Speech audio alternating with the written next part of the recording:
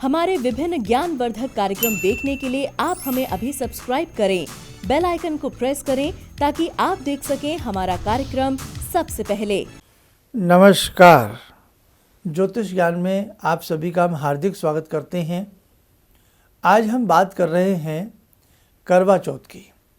करवा चौथ का व्रत अपने आप में बहुत परम पवित्र व्रत माना जाता है।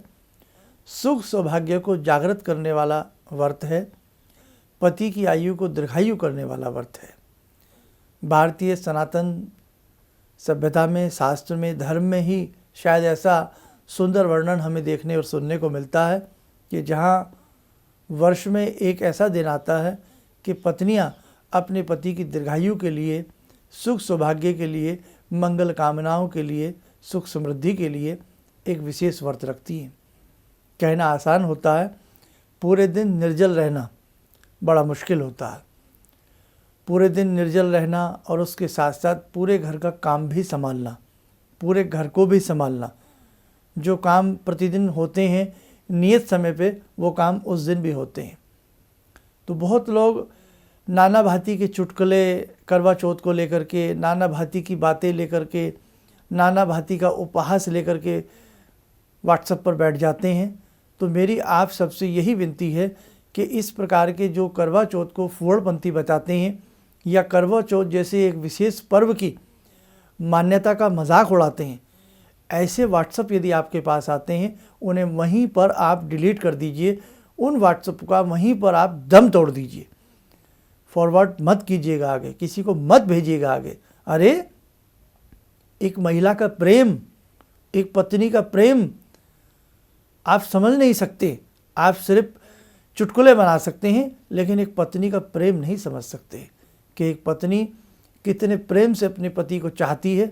अपने पति के साथ जैसे एक लता डंडी का सहारा मिल जाए, धागे का सहारा मिल जाए और उसके सहारे सहारे ऊपर चढ़ती है, ऐसे ही एक पत्नी अपने पति को एक बहुत बड़ा सहारा समझती है, एक बहुत बड़ी शेल्टर समझती है और एक अपने तहे दिल से अपनी ज़िंदगी का राजकुमार समझते हुए, अपना सर्वस्व उसको निछावर करते हुए जीवन भर उससे प्रेम करती है।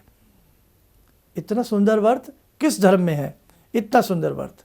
तो इसलिए मेरे पूरे सभी जितने भी साधक हैं इस चैनल को देखने वाले, सबसे मेरा निवेदन है कि कृपया ऐसे व्हाट्सएप आगे ना भेजें और जैसे ही आपके पास आते हैं उन्हें आप डिलीट करिएगा। उन लोगों को चेताइएगा भी कि ये आपका तरीका गलत है। चलिए अब आगे बढ़ता हूँ। अब ये व्रत जो होता है ये बहुत ही अपने आप में पावन और पुनीत व्रत होता है। प्रत्येक वर्ष ये जो व्रत होता है सुख सौभाग्य को जागृत तो करता ही करता है और ये व्रत चतुर्थी की बेला में आता है। किस चतुर्थी में? यानी कि चतुर्थी जिस समय व्रत हम समापन करते हैं चंद्रमा को देख करके, तो चंद्रमा उदय के समय में भी चतुर्थी होनी चाहिए। और कई बार वर्ष में ऐसी स्थिति बन जाती है कि करवा चौथ आज है या कल है, तो ये कन्फ्यूज़न इस बार कतई भी नहीं है। 4 तारीख का व्रत है, दिन बुधवार का है और जो चतुर्थी जो तिथि है, हमें जो चतुर्थी तिथि प्राप्त हो रही है वो हमें सुबह से लेकर के रात्रि में भी हमें चतुर्थी प्राप्त हो रही है। तो ये बहुत सुंदर बात है।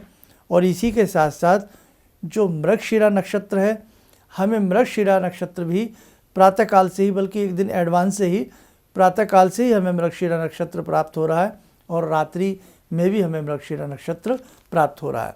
कहने का भाव, सूर्य उदय तिथि चतुर्थी, चंद्र उदय तिथि चतुर्थी, सूर्य उदय तिथि में मृगशिरा नक्षत्र और चंद्र उदय तिथि में मृगशिरा नक्षत्र है। तो कहीं भी कोई शंका मत करना कि इतने बजे करें, ऐसे करें, ऐसे ना करें, कहीं कोई शंका नहीं है।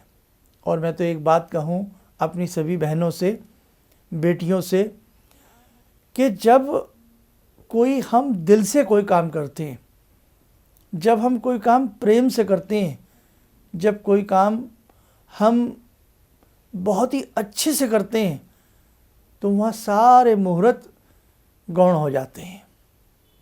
मुहूर्त इतना मायने ही नहीं रखता जब हमारी मन, हमारी आत्मा बिल्कुल पवित्र होती है।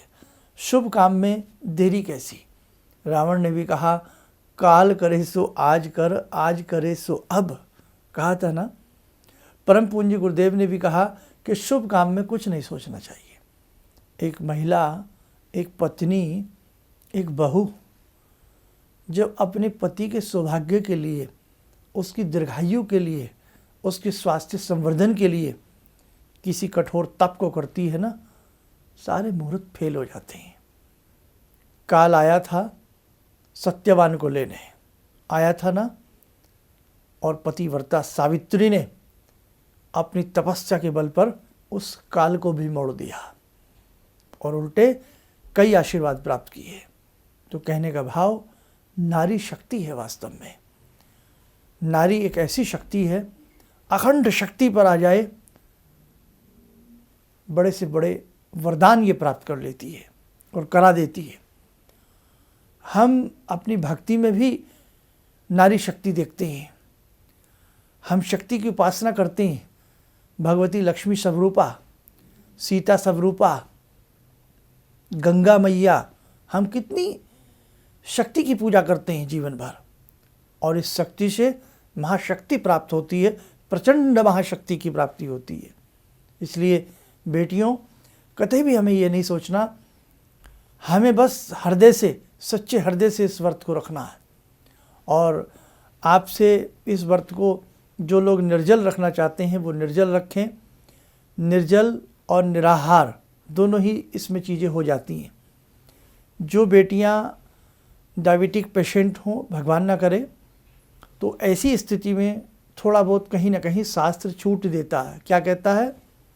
रोगी हो, बच्चा हो, यात्री हो।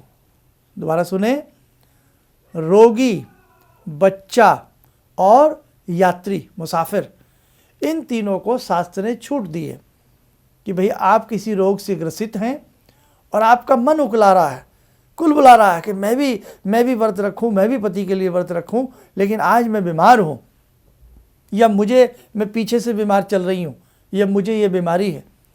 तो बेटा अपना मन मत दुखाना, बस आप एक काम करना, अच्छे से, बहुत ऐसी भी बेटियां हैं जो इतना बीमार हो जाती हैं, कई बार स्नान भी नहीं कर पाती। तो बेटा मन नहीं दुखाना है, जब जागो तब सवेरा, अच्छे से अपने हाथ पैर धो लेना, स्नान कर सोगे स्नान कर देना। और बेटा जब चांद निकलता है, रात को करीब 8 बजे के बाद चंद्र दर्शन हो ही जाते हैं, तो चांद को एक छोटा सा दीप बना करके, आटे का या मिट्टी के दीप में, या जो घर आप दैनिक पूजन करते हैं वैसे मिट्टी के दीप में बड़ा शुभ रहता है, छोटे से मिट्टी के दीप में देसी घी लगा करके, ऊर्ध्व बत्ती, लंबी बत्ती नहीं, ऊर्ध्व बत्ती लगा करके, या लंबी बत्ती भी लगा लें, फिर नहीं तो वहम करेंगे आप लोग, और थोड़े चावल जल आदि लेकर के, गुड़ आदि लेकर के, मिष्ठान आदि लेकर के आप चंद्र का अपना अच्छे से पूजन कर लेना। इतना भी यदि आप कर लोगी तो आपका पूजन श्रेष्ठ माना जाएगा। मन चंगा कटौती विच गंगा। तो बिल्कुल बेटा मन में ये बात नहीं लाना है, और आपके पति सौभाग्यशाली होंगे, आपके घर में समृद्धि का वास आएगा। और ऐसे भी बहुत लोग हैं, जो ऐसी बहुत बेटियां हैं जो पूरे दिन भर बेचारी बहुत काम करती हैं, बहुत मेहनत करती हैं, और उन्हें उपवास भी साथ में सारे कार्य उन्हें देखने होते हैं। तो मैं तो आपको यही शुभकामना दे सकता हूँ कि महाशक्ति आपको शक्ति प्रदान करें, भगवान चंद्रदेव आपको शक्ति दें। चंद्र मन के भी स्वामी होते हैं, चंद्रमा मनसो अजायत। चंद्रमा आपके मन को बलिष्ठ बनाएं, चंद्रमा आपको हिम्मत दें, ताकत दें, आप अच्छे से अपने व्रत को संपन्न कर सकें। और बाकी जो जल होता है वो जल चंद्रमा को दिया जाता है, और थोड़ा सा जल जो है वो पति के हाथ से, या बहुत सौ के पति दूर भी रहते हैं, देखो दोनों ही बातें हैं, तो फिर थोड़ा सा जल अंजीली में लेकर के आप पहले जल ग्रहण कर लें, और उसके बाद अपना जो भी आपने अपना जलपान आदि लेना है उसे अच्छे से आप लीजिएगा। घर में सासू माँ हों, जो भी हमारे बड़े रिश्ते होते हैं, उन सब का पाँव छू करके आशीर्वाद लीजिएगा। सबका मान सम्मान अच्छे से दिन भर रहे, और मन में बेटा चलते फिरते उठते बैठते नवारण मंत्र या गायत्री मंत्र का आप जाप करते रहना। गायत्री मंत्र सबको आता है, नवारण मंत्र एम ह्रीम क्लीम चामुंडाई विच्चे ये भी सबको आता है। गायत्री मंत्र, नवारण मंत्र, इन दोनों मंत्रों का जाप करती रहना। उठते बैठते चलते फिरते पूरा दिन आपका बहुत शुभ जाएगा, और आपको आपके तप के साथ साथ आपका जप भी होता रहेगा। बस जो मुझे कहना था मैंने बड़े दिल से अपना समझ के सभी बच्चों को समझाया है। और बेटा हमसे कोई बताने में भूल चूक रह गई हो तो हमें आप क्षमा करना। इन्हीं शब्दों के साथ हम अपनी वाणी को विराम देते हैं। नमस्कार। भगवान से जुड़ो और भगवान को से जुड़ने का जरिया आपने बताया, बहुत अच्छा लगा, बहुत धन्यवाद। और सनातन धर्म को जिंदा रखने के लिए आप जो प्रयास कर रहे हैं बहुत सराहनीय है। हम लोग को मौका मिला है, हम लोग भाग्यशाली हैं जो आपके करीब आने का हम लोग को मौका मिला है। किसी भी समस्या के समाधान के लिए मिले प्रसिद्ध हस्तरेखा एवं वास्तु विशेषज्ञ प्रोफेसर धर्मेंद्र शर्मा जी से। नोट: शिविर में भाग लेने हेतु एवं व्यक्तिगत रूप से मिलने के लिए कॉल करने का समय सुबह 10 बजे से शाम 6 बजे तक। हमारे विभिन्न ज्ञानवर्धक कार्यक्रम देखने के लिए आप हमें अभी सब्सक्राइब करें, बेल आइकन को प्रेस करें ताकि आप देख सकें हमारा कार्यक्रम सबसे पहले। और अधिक जानकारी के लिए फेसबुक पेज को लाइक करना न भूलें।